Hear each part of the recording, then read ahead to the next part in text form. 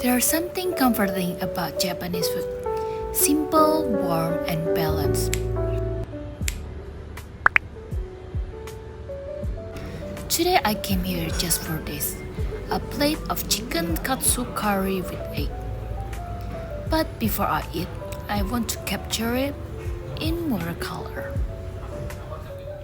For the initial part, I sketch and then I make some parts in wet on wet. And then I start analyzing the color. I annotate the color yellow, orange, and brown ochre. So after analyzing the color, it makes it easier to paint. Because we have idea what color we want to use in this whole image.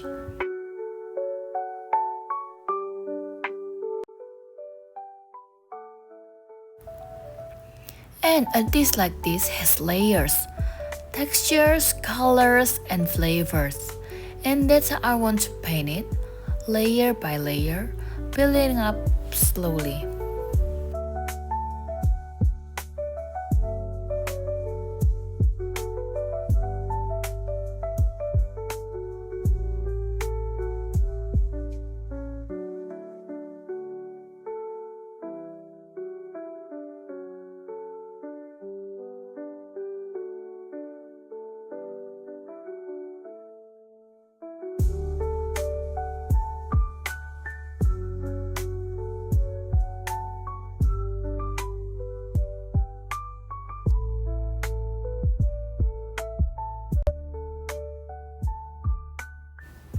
Watercolor is like cooking.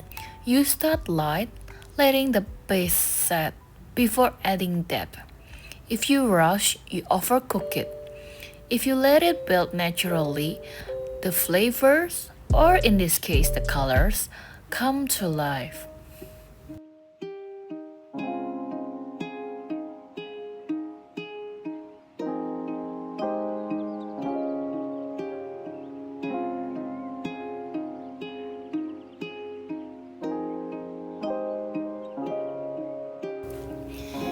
In some parts, I like to use this small number 2 detail brush to get the texture of this katsu. Using the small brush, it's easier for us to control and give depth. Because we are going to the second layer, we can use this burnt sienna to create depth in between the curry. Please do not paint all over the area because this part is the second layer.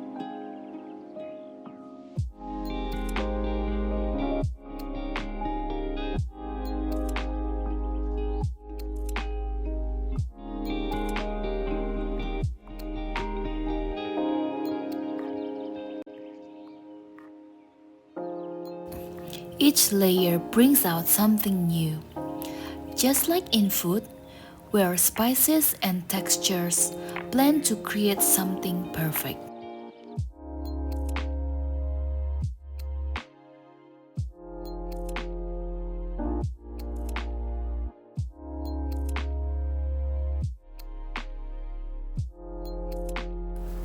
For the difference in the chicken katsu, I add the colors of orange. In this case, I'm using mixture of raw sienna and pural orange.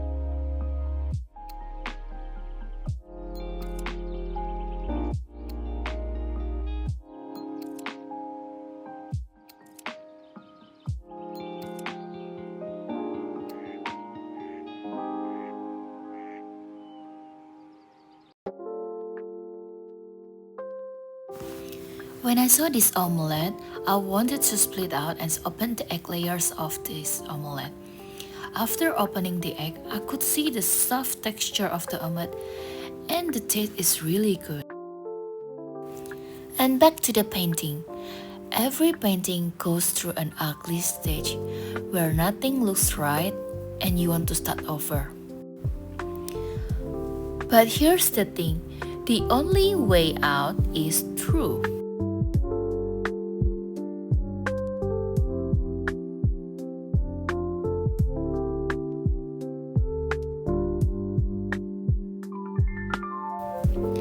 In this stage, we are painting the plate. For the plate, I remain the color of plate as white, so we paint the shadow of the plate. I normally start with the light blue as the color of the light shade and mixing again to create some gray with mixing cerulean blue and burnt sienna. And if you can add a little hint of opera pink to create this gray and purplish color. The last details are always the most satisfying. A little extra contrast, a touch of brightness, just like the final bite of a meal. It brings everything together.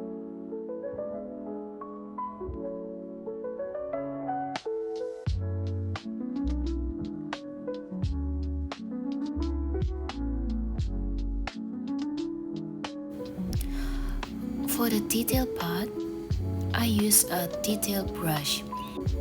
And for the detail, I like to use the paint watercolor with thick consistency. Because the thick consistency of the paint, usually the color is even bolder than before. So we can create contrast as the shader of the chicken katsu.